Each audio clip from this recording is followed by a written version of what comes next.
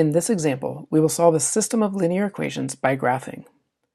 Because we will be graphing more than one equation, or in this case, more than one line on the graph, it is important to keep track of the work and which work goes with which line.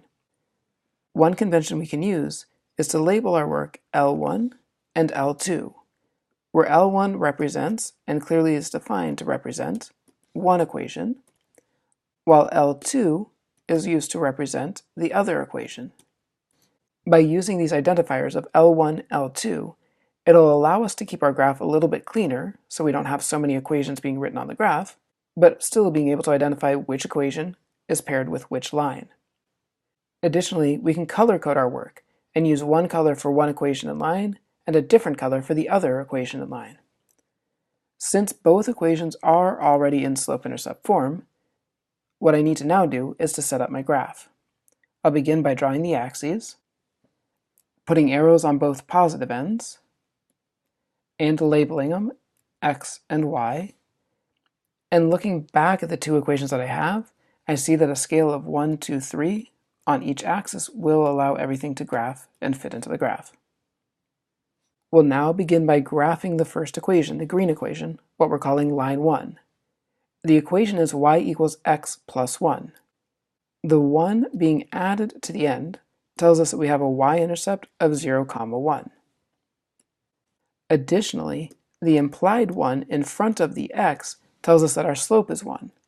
And so from this y-intercept at 0, 1, I know the slope is 1, meaning up 1, right 1, up 1, right 1, or down 1, left 1, down 1, left 1. And now I have all the information I need to graph that particular line. I will continue with the color coding and graph that line in the same color, in this case green. And again, I'll remember to put arrows on both ends of the line to indicate it does go on forever.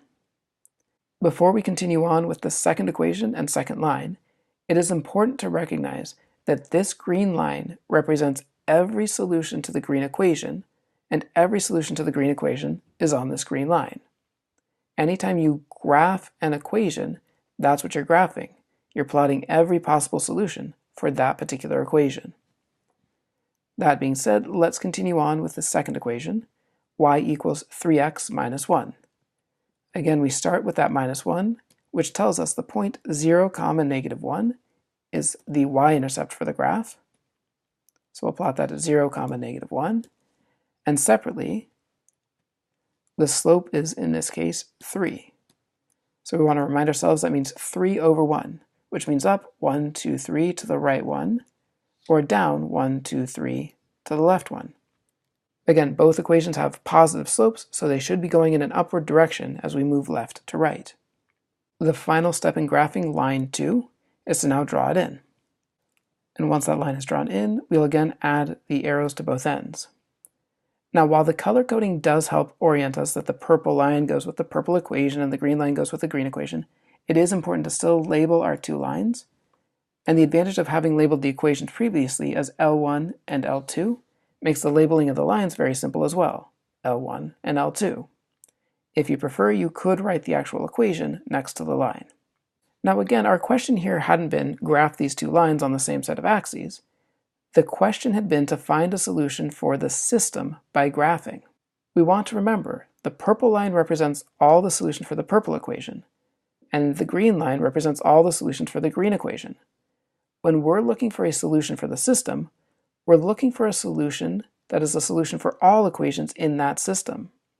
What that means in terms of the graph is we're looking for a point of intersection. This point that appears to be here at 1, 2 is on both lines, and because it's on both lines, it should be a solution for both equations. But because it's easy to introduce subtle errors into the graphing process, we always want to make sure when there is a solution that we check that solution in both equations formally. So what we'll do is we'll go back and we'll check, is 1, 2 a solution for both equations? Again, maintaining the color coding in our work can help us keep straight which equation we're looking at. So for the first equation, y equals x plus 1, we need to check, is 2 actually equal to 1 plus 1? Well, yes, we know 1 plus 1 is 2, so that checks out.